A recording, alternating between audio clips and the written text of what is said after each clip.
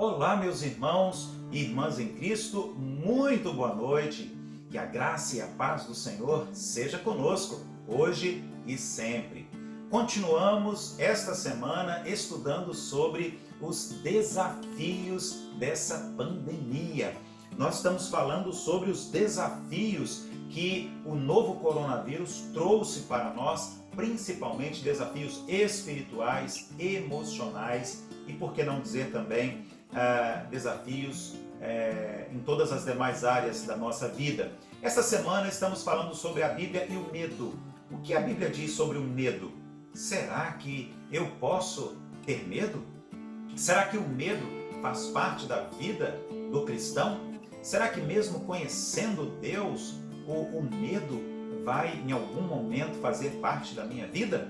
É sobre isso que temos falado esta semana e eu convido você nos próximos minutos para nós continuarmos então estudando sobre esse tema tão importante. Vencendo os desafios da pandemia e hoje falando sobre a Bíblia e o medo. Na verdade, não apenas hoje, mas toda esta semana. Cada dia trazemos um texto da Bíblia para nós descobrirmos o que a palavra de Deus tem para nós com relação a essa dificuldade que é o medo. Hoje, Josué, capítulo 1, versículos 6, 7 e 9. Aqui a Bíblia, a palavra de Deus, diz assim: seja forte e corajoso, porque você conduzirá esse povo para herdar a terra que prometi sob juramento aos seus antepassados. Somente seja forte e muito corajoso. Tenha o cuidado de obedecer a toda a lei que o meu servo Moisés lhe ordenou. Não se desvie dela nem para a direita nem para a esquerda, para que você seja bem-sucedido por onde quer que andar. Não fui eu que lhe ordenei? Seja forte e corajoso. Não se apavore, nem se desanime, pois o Senhor, o seu Deus, estará com você por onde você andar. Ora, sabemos que todas as pessoas enfrentam medo. Se você nunca teve medo, então alguma coisa está errada com você. Porque o medo faz parte da vida do ser humano. Nós somos constituídos assim. Ter medo, na verdade, é necessário, é importante, porque o medo tem a ver com a nossa sobrevivência. Nós ficamos com medo quando estamos diante do perigo e nós nos protegemos. Isto significa que nós vamos sempre optar pela manutenção da nossa vida. Mas há um medo que é patológico, doentio, fazendo do medo uma enfermidade que prejudica a sua vida, que tira a normalidade da sua vida. Você perde qualidade de vida e você começa a sofrer por causa do medo. E então nós temos aqui um problema grave que precisa inclusive da intervenção da ciência, dos médicos, uso de remédios receitados no consultório. Nessa série de estudos nós então vamos falar um pouquinho sobre os desafios da pandemia na área emocional, na área espiritual, e esta semana estamos falando sobre o medo, esse elemento que faz parte da nossa realidade. Não tem como fugir. É impossível você afirmar assim: pastor, eu nunca tive medo, não tenho medo de nada e nunca terei medo. Isso não existe. Por mais forte que você seja, isso é algo que não é real. Todas as pessoas passam pela experiência do medo. E eu fico aqui pensando, neste tempo agora, neste exato momento, quando estamos frente a frente com o problema causado pela pandemia do Covid-19. Nós estamos enfrentando em todo o mundo a experiência do medo.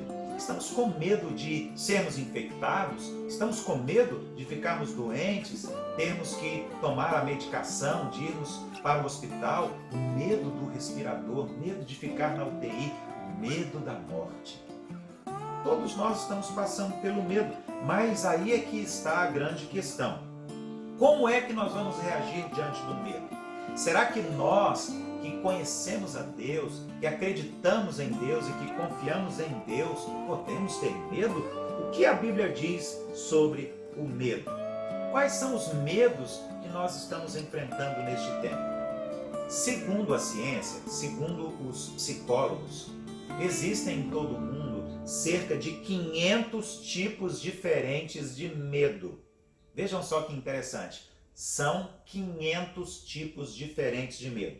Medo de altura, medo de lugares fechados, medo de lugares abertos, medo de falar em público, medo de avião, medo de dirigir um carro, medo de alguns animais, medo de tomar decisões. Algumas pessoas têm medo do casamento, outras pessoas têm medo de ser pai, de ser mãe.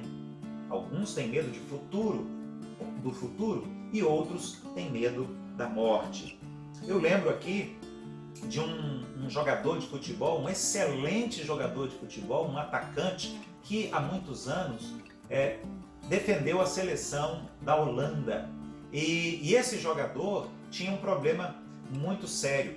Ele só jogava as partidas de futebol da seleção da Holanda e do seu clube também quando ele não precisava viajar de avião.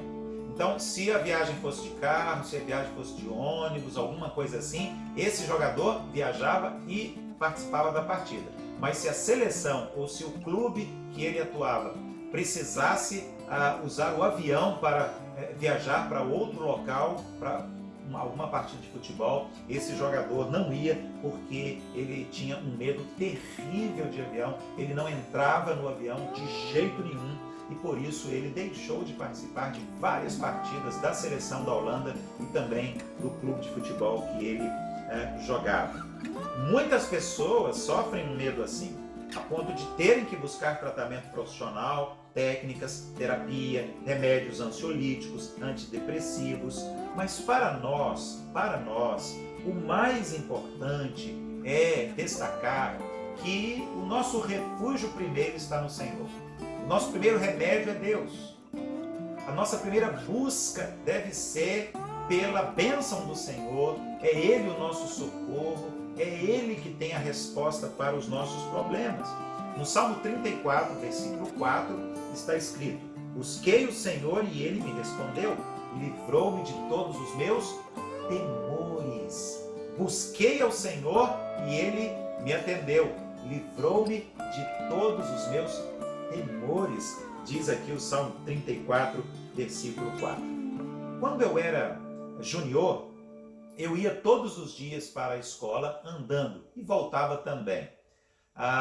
E interessante, eu não esqueço, que eu passava em frente ao cemitério da cidade todas as vezes. Enquanto eu estava estudando na parte da manhã, sem problema. Mas quando eu passei para o turno da noite, eu nunca mais fiz aquele trajeto para não ter que passar em frente ao cemitério. Então eu passava pela praça central da cidade, dava uma volta enorme, acrescentava muitos minutos na minha caminhada, mas à noite eu evitava passar em frente ao cemitério. É um tipo de medo que hoje eu lembro da história, acho engraçado, mas faz parte da nossa vida, né? Mas isso nunca me paralisou e nunca impediu que eu pudesse ir para a escola ou tivesse qualidade de vida. O texto que está diante de nós hoje, aqui em Josué, é um texto muito interessante. Eu particularmente gosto da história de Josué porque ele assumiu um desafio. Eu não sei se teria coragem. Moisés era o líder. Moisés era o grande homem de Deus.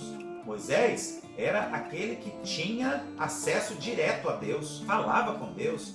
Moisés foi usado por Deus nas pragas do Egito para tirar o povo da escravidão. Moisés subiu no Monte Sinai e ficou lá 40 dias e noites falando diretamente com o Senhor. E agora Moisés morre. Moisés morre e Josué assume a liderança. Gente, que medo! Com certeza, que medo! Josué tinha agora a responsabilidade de substituir o insubstituível Moisés. Com certeza Josué teve medo, muito medo.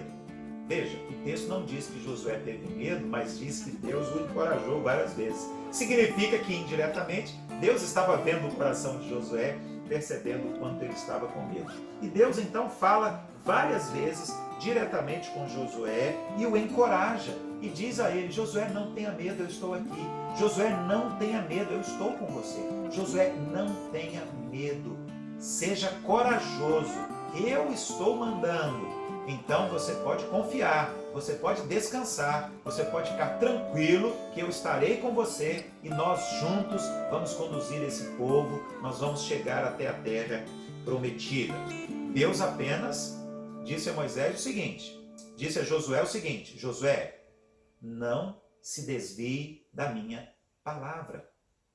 Seja corajoso, mas principalmente seja obediente. Obedeça a minha palavra. Não se desvie nem para a direita nem para a esquerda. Obedeça a palavra de Deus que você vai vencer os seus medos e que você vai conduzir triunfantemente o povo de Israel até a conquista da terra prometida.